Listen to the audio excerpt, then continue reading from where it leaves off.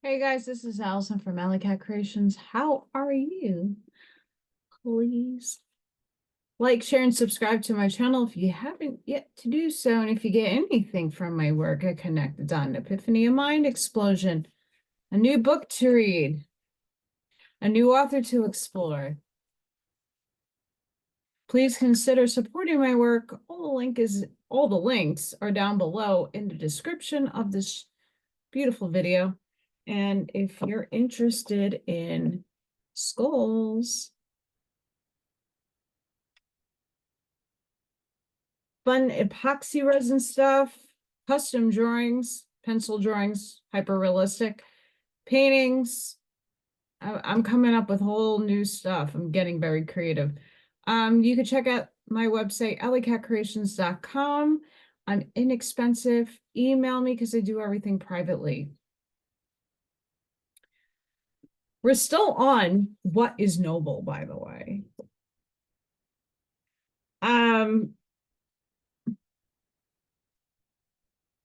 Yeah. So I have a little tiny bit of relief, sort of, but not really. Most likely what's going on with my health in that specific area is probably an allergy to myself. So I have to wait to get insurance. I could do from the person I saw, because I have a very amazing friend. What needs to be done is I could do a muscle testing, but if it is an allergy and if it is something to do with a particular hormone that is causing my issues, I might have to, go through surgical procedures to rid myself of those parts that no longer will serve my body that is going to try to kill me. So regardless of any of that, I need to get legitimate prick hormone testing, and it's without insurance is really expensive. And a lot of insurances, even like the state stuff, doesn't cover a lot of this stuff. So I don't have financial means right now to have, I'm just making my bills and really nothing extra. So, it is what it is. I'm doing what I can to circumnavigate when, my female shit comes, and I'll go from there. But like, I have a little bit of relief that like it's a potentiality that's more on the higher side than the other things I was thinking of that would have been more brutal and not easily handled. So being with that, still don't know what's going on in the relationship realm. There's a lot of miscommunication, though. I did get to chit chat really quickly with my friend. Who knows what goes on. So right now I'm personally working on elevating my words, elevating the definitions I have from the old former self that, it kind of taps into why I'm doing Beyond Good and Evil. It's because we define words. You could define anything, and there's a lot of different meanings to different words. And some people interpret words differently from others. And it's in the manner and intention that is miscommunicated at times. But I'm looking and discovering right now, this is the process that I'm using. I'm kind of apologizing to myself and giving myself compassion because I know where my intentions are. But where's my frequency at when I'm speaking such words or I'm thinking such words? And how do I elevate those definitions to be in the heart space, but on a higher frequency? This book helps you kind of navigate some of those topics and perceptions that we were ingrained with, we're programmed with. And some stuff is like natural, instinctual, boom, out of my mouth without really analyzing the definition I'm giving it. It's very complex, gets very perplexing to even navigate such things because each word has different meanings, like love. You could love unconditionally. You could love your friend because they're a good person. You can love an animal. You could there's different forms and structures of that four-letter word that you can boggle your head. And interpretations and definitions are different to everybody of what a lot of these words mean. So we got to look in the context of looking at it on both sides, the good aspects, the bad aspects, come to neutrality, see how the word is being used by you, analyze if it needs to come higher and if the definition needs to be matured and upscaled. Nietzsche sort of does this because he's talking about virtue and being noble and both sides of the coin and what does that look like. That's why this book for me was a real game changer. A lot of his work is very game changing. When I first read it, and I was in a different state of mind, I was in college and navigating a whole different realm of shit, literally. You know, my dad was dying. I was graduating without an unknown future. I had been diagnosed as soon as I graduated college. I was diagnosed with RA and I couldn't move. So there was a lot of devastating things that took place in that time frame of my life that these books kind of opened up a window of different perceptions, how to perceive things differently, how to make definitions change from what I was stuck in and indoctrinated in to a mature, more expansive way of interpreting certain things, if that makes sense to you guys. That's why I can appreciate his wording and his works. I don't appreciate everything, but a majority of the stuff that I do. And there's a couple of goodies that I would like to share with everybody today.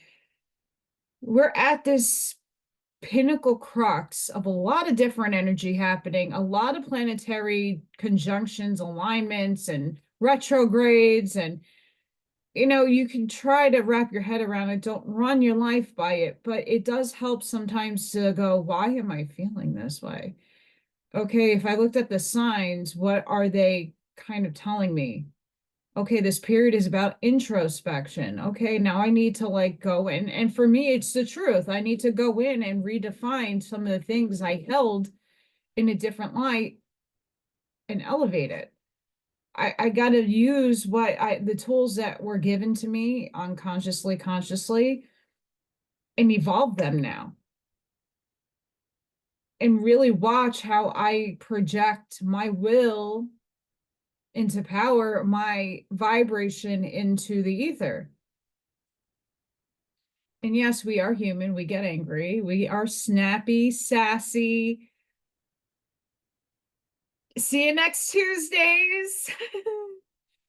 We can hold that, but when you are in, you don't want to flood the ether too much. And not to say using that, it's a higher sign of intelligence at times. It's said somewhere in a few places that when you use curses or not the greatest language, but when you get it out, it's like a good vent. And the way you're intending that word and focusing it into a release energy, it's not that bad. So it's where you put your intention into things that matter. Anywho, so we're still on what is noble. Here, the vision is free, the spirit exalted. But there is an opposite type of man that is also on a height and also has free vision. He looks down. It's so true. What is noble? What does the word noble still mean to us today? What betrays What allows one to recognize the noble human being? Under this heavy overcast sky of the beginning rule of the plebs, the plebeians, that makes everything opaque and laden.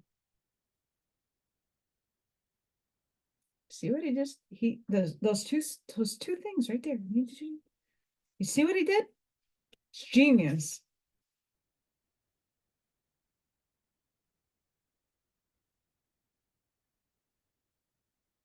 It is not actions that prove him. Actions are always open to many interpretations, always unfathomable, nor is it works. Among artists and scholars today, one finds enough of those who betray by their works how they are impelled by a profound desire for what is noble. But just this need for what is noble is fundamentally different from the needs of the noble soul itself, and actually the eloquent and dangerous mark of its lack. It is not the works. It is the faith that is decisive here. That determines the order of rank to take up again an ancient religious formula in a new and more profound sense. Some fundamental certainty that a noble soul has about itself, something that cannot be sought, nor found, nor perhaps lost. The noble soul has reverence for itself. There are human beings who have spirit in an inevitable way. They may turn and twist as they please and hold their hands over their giveaway eyes, as if a hand did not give away secrets. In the end, it always will out that they have something they conceal, namely spirit. One of the subtlest means for keeping up the deception, at least as long as possible, and successfully appearing more stupid than one is, which is ordinarily life, is often as desirable as an umbrella, is called enthusiasm. If we include what belongs with it, for example, virtue. So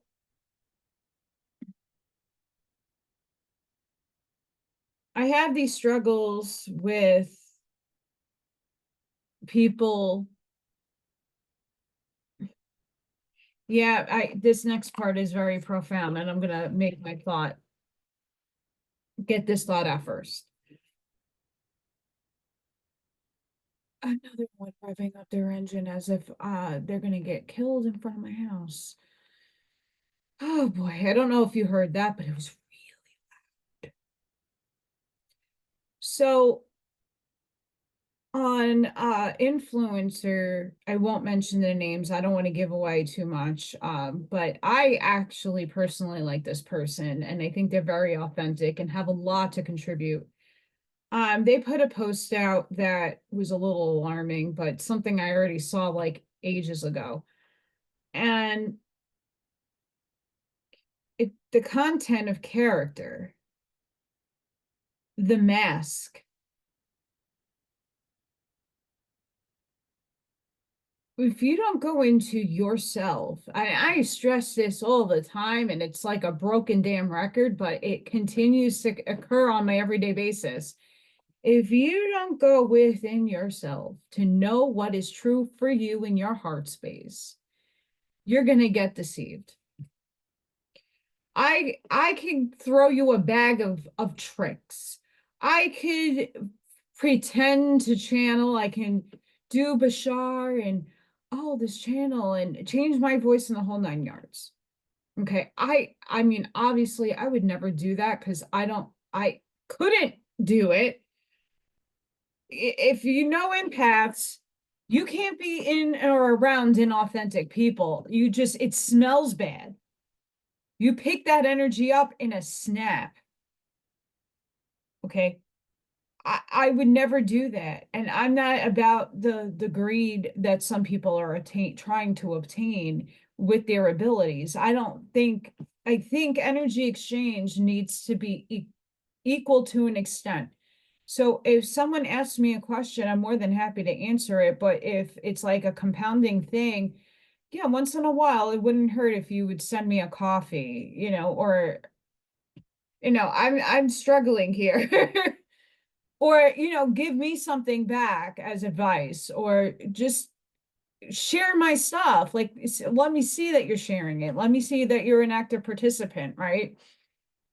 It's not, I know not everybody has it, but there are people out there that gain humongous followings with huge channels, with books and all kinds of goodies. And you have to ask yourself at this point, what are they selling to you? And the influencer that made this big post was kind of saying the same thing. She's like, it is a she,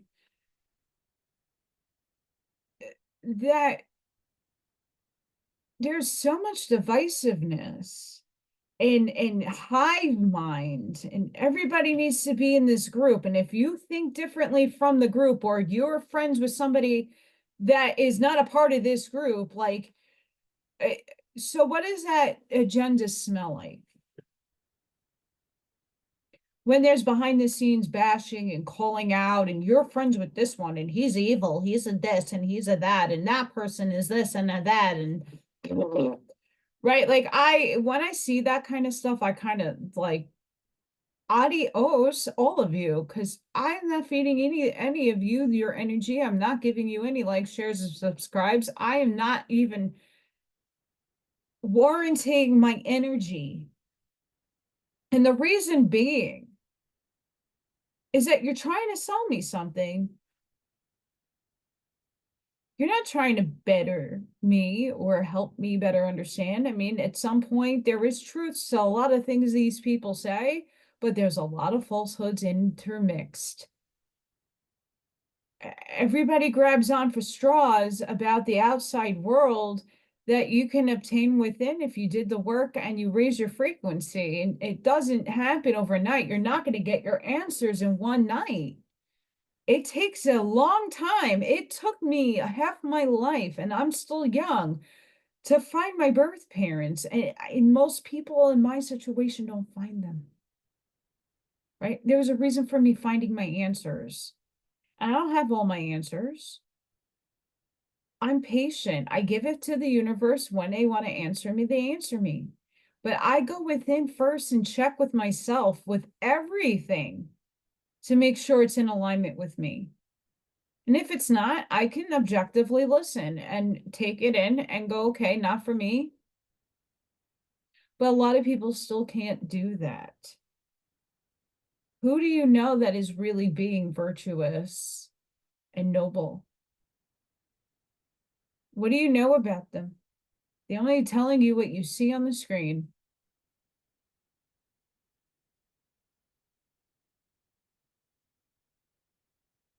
We got to take a step back at times to know if you're being duped, deceived. And because you have biases in the mix, there's biases there. There's personal biases, there's religious biases, there's group hive mind biases. There's a lot of things to include in all of that word termed bias. So when you used to be on team this person with the whole other people surrounding them in that group, and now all of a sudden they're attacking you and you're off to your own lonely self, like, maybe you're better off, because what is this hive mind? What is the narrative? What is the agenda? What are they trying to obtain? Remember, when you increase your frequency, a lot of this paradigm down here, this dense form of crap, elevates into beauty. elevates into things that you can manifest in a snap. I would want to rather get to this place up here. And I know I'm struggling. I'm back to where I was 2 years ago. I'm not going to lie. I'm there. I'm treating it differently. I'm giving it different energy. I am not trying to freak out about it like I did, because you can go back on this channel 2 years ago and see me suffer. I'm not letting it get to that point. I have things lined up, but I'm not here trying to sell a false bag of claims. I'm not here to falsify my abilities, because that would just not be my authentic self, and I would be walking in the negative path. I'm a service to others, and I would get, who knows what source would do and my own higher selves would do if I shunned away to the negative side. Yeah, I might need to experience some of that. I already have. I'm done. Look at the agendas, look and feel. Just because they, oh, like I was saying in the other video, just because they wrap everything up in a book and it sounds so great and all these things are happening.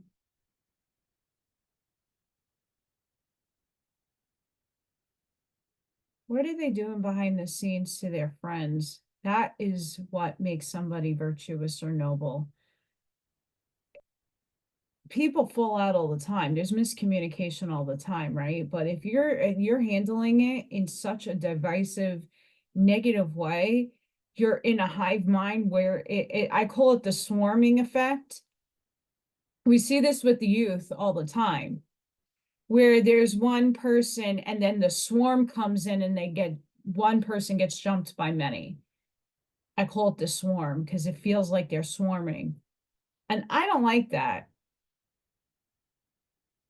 Right? If you can't fight on your own and you need other people to talk for you, then you're not worth a damn shit to listen to. And that's just my opinion. And you could do what you guys want to do with that piece of info, but I authentically feel that people's characters come out when you group yourselves in and you don't let any other person into the group, and the group dictates friendships and speaking arrangements and engagements. There's something wrong there. And I wouldn't want to be a part of such group think, because I'm my own individual and I think for myself, and there is no one that's going to stop me from doing that. And for those of you who know what I do behind the scenes, have I been like equaled on a show to any one of the people that I work with? No, I have not. And I haven't done a show in 2 months, like a, speaking arrangement with somebody just to talk. I don't beg for it either. If they feel that my information will fit in, they'll bring me on. But I think too much so that I have been repelled by some people because they were just trying to like see what will click as for their advancement, not for mine. And some people legitimately were trying to be nice and helping me. So I love you guys and thank you. And I know who those people are. But when you walk your authenticity and you walk your truth, for however ugly that might show up, it might show up as ugly, but at least you're being authentic.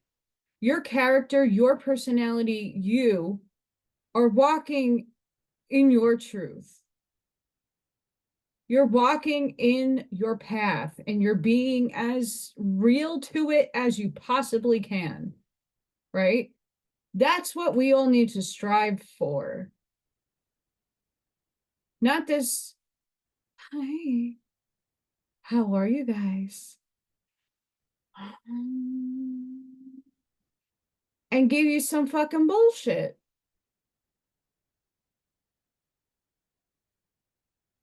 Because people are too, instead of like taking what I'm not talking about myself in the second, but like people who channel and taking everything as it's oh my gosh, that's gonna happen. Ah!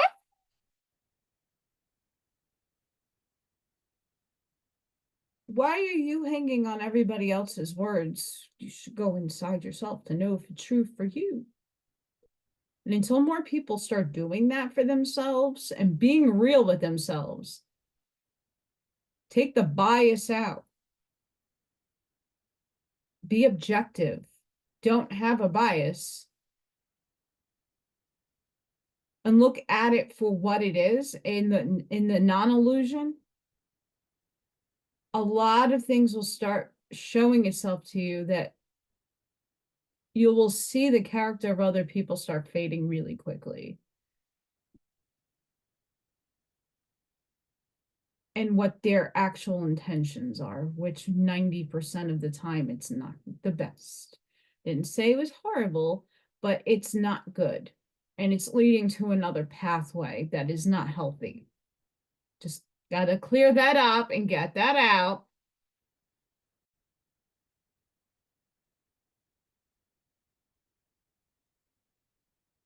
My favorite topic.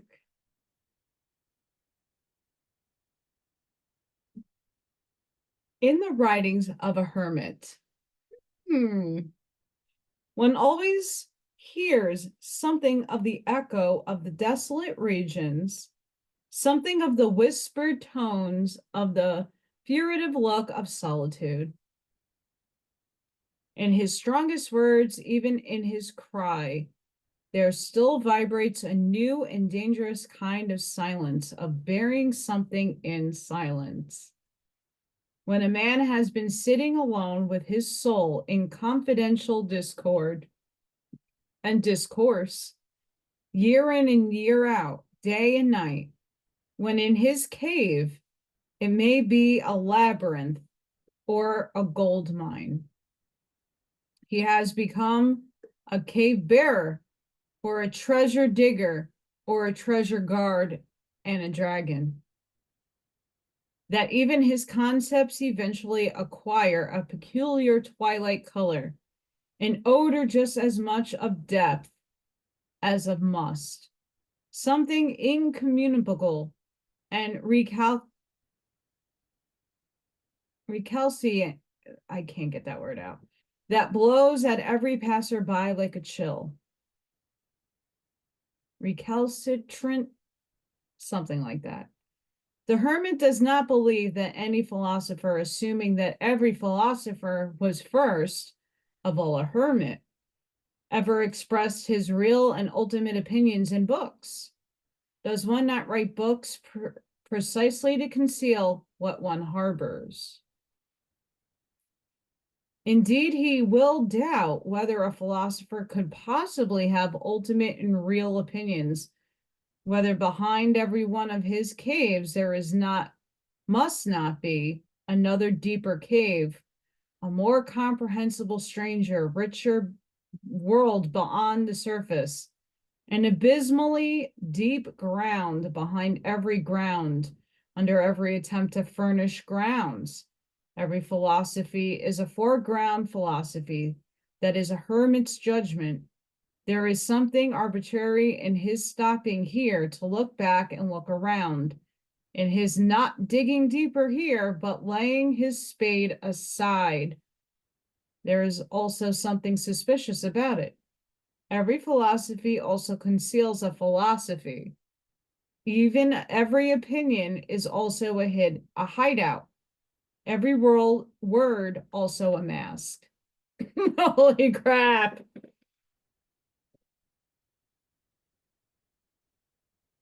I do the Hermit's Journey and I read his other book, Thus Spoke Zarathustra. And we hear about Zarathustra from Owaspy, and some other books have him in there. But Nietzsche takes him through this journey of the Hermit's Journey. And that couldn't be any more truth. I speak about this in terms of the lotus, where when you're doing the dark night of the soul, when you're in your cave and you're clawing and digging at your own self, your thoughts and your surroundings and the deeper meanings to things, there's always layers to everything. And each layer presents itself as it naturally will for you to come up, to heal it, to release it, to learn from it, to get a lesson from it. And each layer unfolds until it is finally fully blossomed. And this is very similar to what he is saying. The journey of our self is the most important one, because no one else can be in your head to do the work for you. No one. You can have assistance, you can have someone hold your hand, but you have to take the initial steps. You have to take the journey of yourself. That cave is dark. It is scary. It is disgusting sometimes. I just went through it for my 7th time. And when I did it as a younger kid, I didn't have a name of, that's a shadow work. Oh, hell no. But I know when I had periods of being a hermit, isolating myself from the world and really like retrospecting, introspecting, and looking around at my, what do I need to change? Because this isn't working anymore for me. What lessons, and I can go through all my journals that are up above me and look back at the insanity that my mind was reaping. And I'm sure many of you could do the same thing. It's like I was saying earlier, it's taking what we went through. And even though this is like my 7th dark night of the soul, right? Obviously, the lessons that were the first layer to unfold, I was unfolding as a kid. And the layers started happening to unfold a little bit more in my teens and a little bit more into my early adulthood. And now I'm in my mid-adulthood. So things are still unfolding and unwrapping for me to release. I didn't even know what that was even there. I thought I let it go. And no, it's showing itself up in a different form in different ways, but there are similarities that you need to pick up. And it's up to you to mature your response, to look at a broader, bigger picture, give compassion to yourself, because it is a very horrible process at times. It's a lot of crying, releasing, and just moving your mental gymnastics. That cave time, that hermitum, is really important for you to do and go through, and give yourself time and space. Give yourself the compassion, because each of these layers are needed to be stepped up so this flower can be so beautifully bloomed that it can't be destroyed.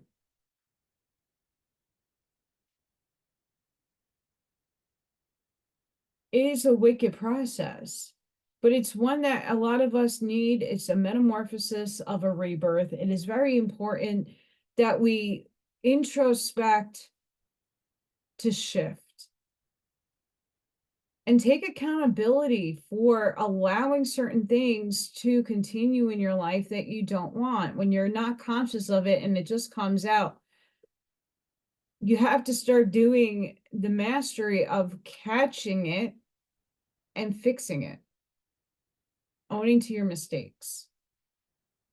And even if those are mistakes are made towards yourself, be compassionate.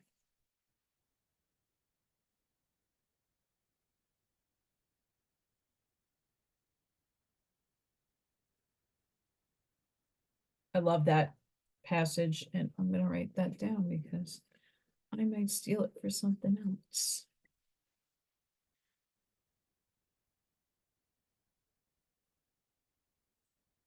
We'll get there. 2 seconds.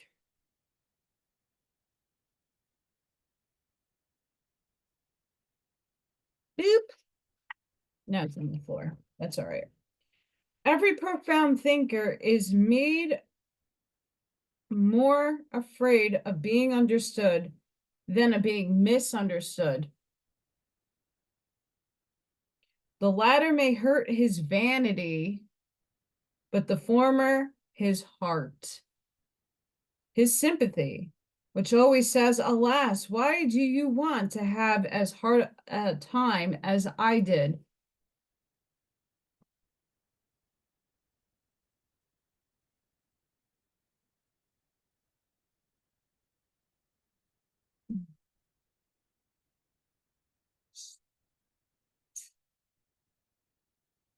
A philosopher is a human being who constantly experiences, sees, hears, suspects, hopes, and dreams extraordinary things, who is struck by his own thoughts as from outside, as from above and below, as by his type of experiences and lightning bolts, who is perhaps himself a storm pregnant with new lightnings, a fatal human being around whom there are constant rumblings and growlings and crevasses and uncanny doings. A philosopher, alas, a being that often runs away from itself, often is afraid of itself, but too inquisitive not to come to again, always back to himself. I made sure that this was something that I put in my quote book, because I have a book that I write of all the things that I find interesting, and this was one of them. Each of us have our own experiences, and sometimes we flee our own problems, we flee our own selves, and it's because sometimes we do need to take the time out and take a break and to do the inner thinking work. And then eventually when we try to have escapism, because things are, listen, we're humans and things are traumatic and things are very painful and there is a lot of suffering involved. Everybody's story is different and there's no matching or competition who's worse off than the other. It's not, it should never come to that. That's how you invalidate people. But when you pull yourself to a state like I call it the void, we're looking at all things, and sometimes you can't see anything because it's so damn dark. And then you find the light inside of yourself to magnify and to expand and to brighten that room. It's a process. And then you do come back to yourself. This could be a short span of time, this could be years, but I've had a dark night of the soul that probably lasted 2 years.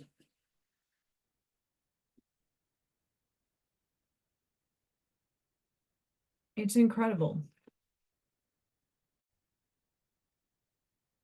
The genius of the heart, as the great concealed one possesses it, the tempter god, and born Pied Piper of consciousness, whose voice knows how to descend into the netherworld of every soul, who knows not to say a word or cast a glance in which there is no consideration and ulterior enticement, whose mastery includes the knowledge of how to seem, not what he is, but what is to those who follow him more constraint to press ever closer to him in order to follow him ever more inwardly and thoroughly. The genius of the heart who silences all that is loud and is self-satisfied, teaching it to listen, who smooths rough souls and lets them taste a new desire, to lie still as a mirror, that the deep sky may mirror itself in them.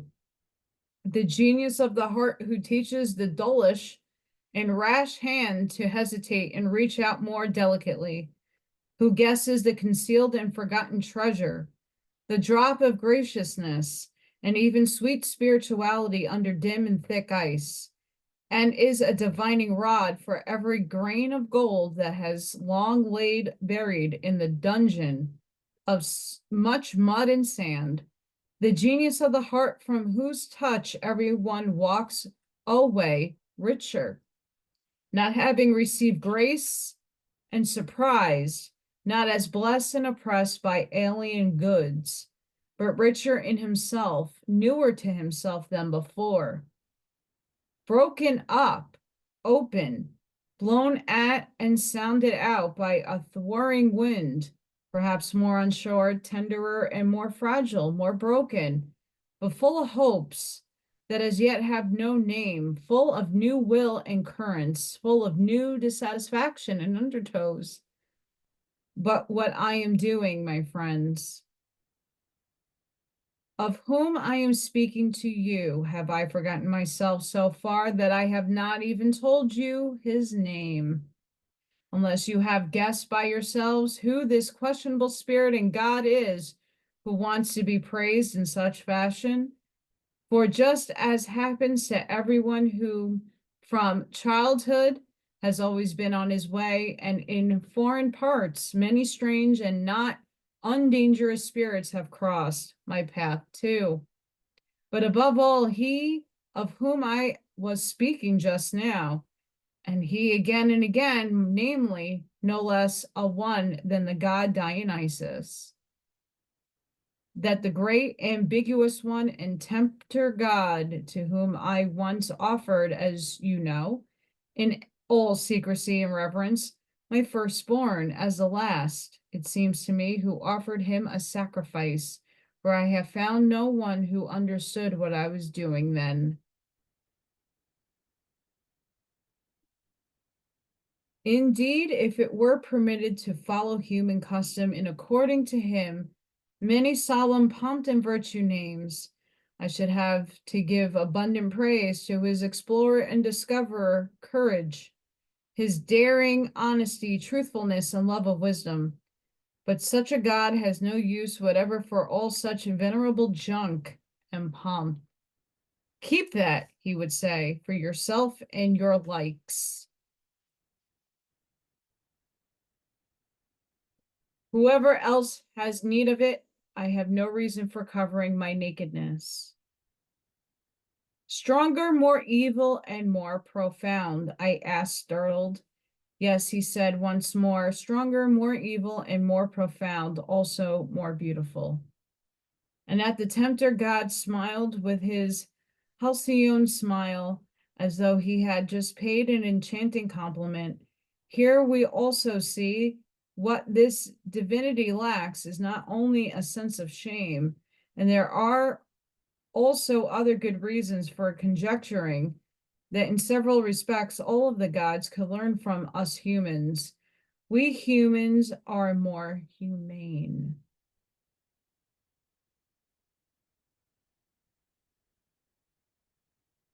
I think this ends this section. It does, and I'll leave it here after this. Alas, what are you after all my written and painted thoughts?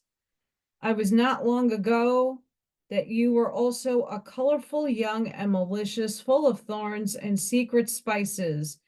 You made me sneeze and laugh, and now you have already taken off your novelty, and some of you are ready, I fear, to become truths. They already look so immortal, so pathetically decent, so dull. And has it ever been different? What things do we copy, writing and painting? We mandarins with Chinese brushes, we immortalizers of things that can be written. What are the only things we are able to paint? Alas, always only what is on the verge of withering and losing its fragrance. Alas, always only storms that are passing exhausted and feeling that are autumnal and yellow. Alas, always only birds that grew weary of flying and flew astray and now can be caught by our hand. We immortalize what cannot live and fly much longer, only weary and mellow things. And it is only your afternoon, you, my written and painted thoughts, for which alone I have colors, many colors perhaps, many motley carcasses, and 50 yellows and browns and greens and reds, but nobody will guess from that how you look in your morning, you sudden sparks and wonders of my solitude, you, my only beloved wicked thoughts. Which brings,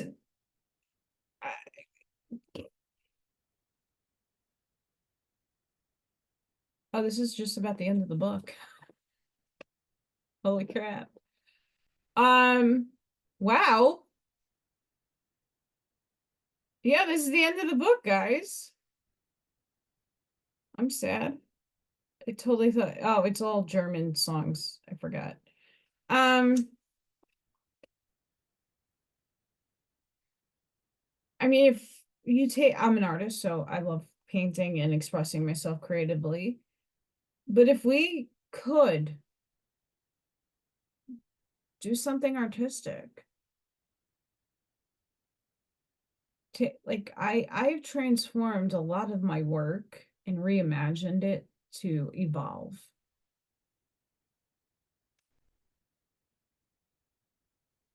What would you do? And also you have to understand, like, we're still human and we're still in a 2D, like a 3D polarity duality paradigm where our emotions will erupt, our feelings will be wicked. Don't think that I don't have nefarious shit running across my like stream of mind once in a while, because when I see injustice I get upset. But I've learned to just let them flow through me because they're just feelings that need to be investigated a little further and to let it go. Right? But that doesn't mean it still doesn't exist. Right? I'm just making the conscious choice to stop feeding and projecting the will to project out the negative Nancy things that go on in my mind. And some of them are sinister and gory. What can we take away from this entirety that I've read? I can't believe I just finished it. We need to come into neutrality. We need to see where the chess game is being played, how each move is being done, and from both sides, unbiasedly. When we learn that we have more similarities to whatever we're opposed to, whether it be politics, spirituality, whatever community you find yourself in, or likes and dislikes, we're all going to have those things. We're not going to agree with everything, right? We're a unique spark of God on a chessboard, or you can put it as a movie screen having a specific role. You're always going to have your villains and you're always going to have your heroes. And it's up to you to show up for your own movie and your own role and be aware of it and how to navigate the people and places and things that are for evil. Understand them, understand their psychology, and give them unconditional love because they know not. And those people think you're the evil person, right? It's all about perception. It's all about how you view the world. But when you drop the bias, like that's a Democrat, that's a Republican, that's a blue person, that's a red person, and this is this. They're human beings with feelings and emotions that God's expressing itself through. So when you can go into the middle neutral lane, take the bird's eye view, look down, see how things are playing out, for what reasons they're playing out, what are the lessons that need to be learned, what are you taking away from this experience, why are there feelings here, and knowing that that nature is in you. You're just making the conscious choice to choose one or the other. That's all you're doing. It's seeing beyond what is good and what is evil, because it's one and the same thing. It's one side, it's a coin, and it flipped, it's still a coin. It's the same coin. We're human. We have emotions. We have experiences we signed up for. And sometimes shit just doesn't go your way. I know, I've been in it through my entire life. I'm young and I've been through a lot of stuff most people haven't been through yet. That's the insane part.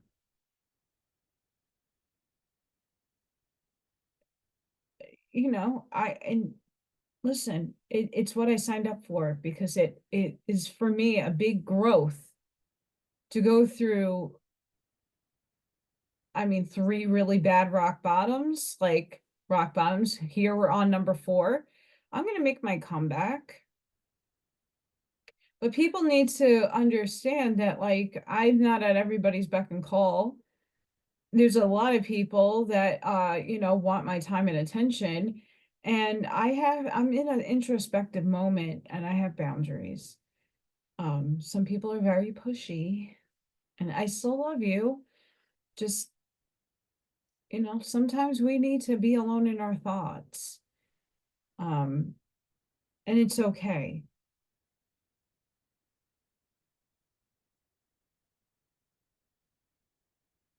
I'm sorry, something's going on outside and I'm hearing a lot of noises, or it could be spirit. Who knows? I'll be right back.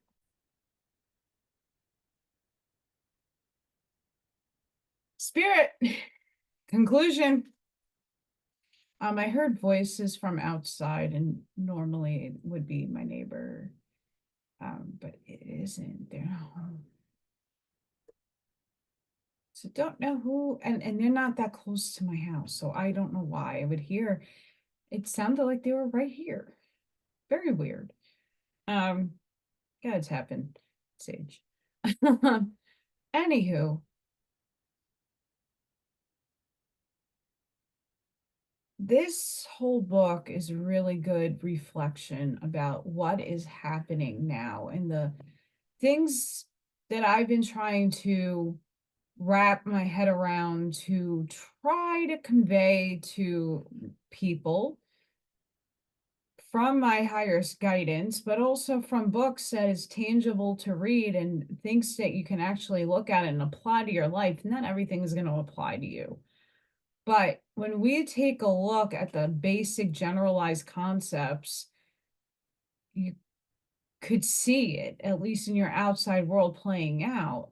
And for many of us who are on a higher path and a higher journey at the moment, everybody's going to eventually get there. I'm not trying to exclude anybody.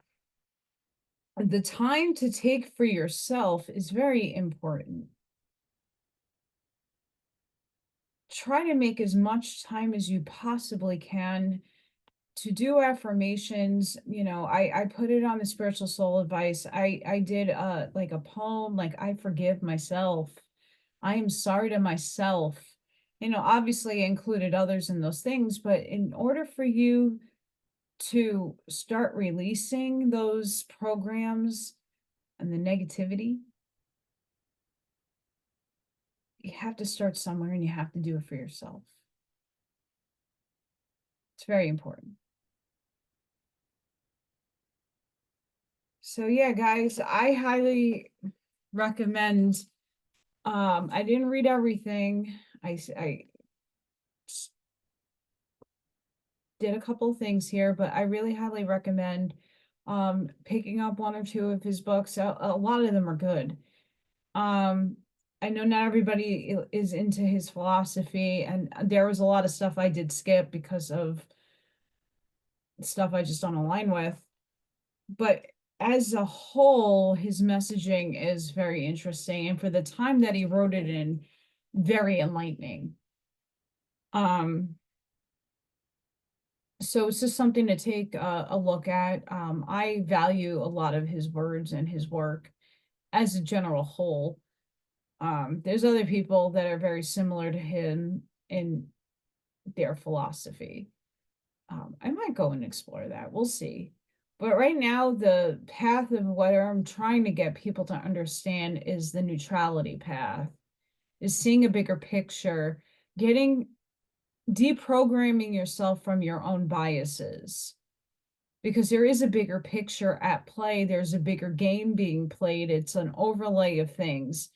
And we kind of, in a human concept, kind of get stuck in the box where we're limiting our it is no one's fault. This is just what we've been indoctrinated and taught to think. And now that we've expanded a bit, we're still boxing certain concepts and certain things in there that are still limiting us. So when you take a neutral point and you look up and you start doing the gymnastics, you start mastering how you're projecting your words and how you're projecting your thoughts, and you see the things for what it really is. It's okay to have the good and bad side in you, the angel and the devil. It's okay. It's what you're feeding. But you need, in this paradigm, you do need both. Because without some of your wicked, sassy, what up, bro? You wouldn't be safe. There are people out there to trying to get people and do harm. That's with no doubt. There is a way that you can navigate that and be the warrior in the garden. But you still need your sassiness. It still makes you up, and you have to embrace that aspect of you and accept it. That's a part of you. As much as you want the angel, you need a balance. It's really where Nietzsche's coming in through the whole book, is coming into a balance of understanding both sides.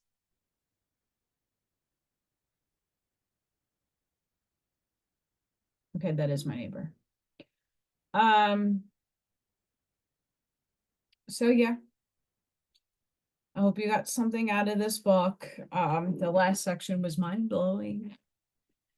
And let me know what you think in the comments if you're interested and so inclined. You know, something I do want to leave off on.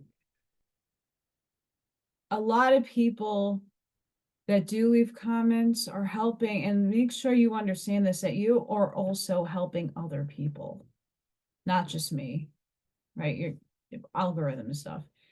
But when you put down your own viewpoint, it might not match mine. You can go against it, just be like not mean about it and do it in a constructive way, but maybe give your thoughts and your projection, because you never know who comes and reads my stuff that you might not have a channel, but you write some really beautiful words of wisdom or some other perspective that someone gets their aha epiphany moment. And that's really what we need to do, is come into the shared collective of a unity, right? So sending each and every one of you love, light, compassion, grace, shielding, and protective energy. Please be safe and be seen. Please go within. Be the shoulder, the physical shoulder for someone to lean on at times. Be the lighthouse, because you never know when you're out and about who's going to be attracted to you that you're going to help. Seed your truths, because it takes time for that beautiful flower or that beautiful whatever you planted will grow. It takes time. But when you seed something to somebody, it's a beautiful process. Align in your heart space and go within, please, to know what's true for you, because it's only going to be true for you and no one else. And until the next time, bye, guys. And thank you so much for your support and watching. I appreciate it. And I'll see you on the next one. I'll figure out what book to start next time. Bye for now.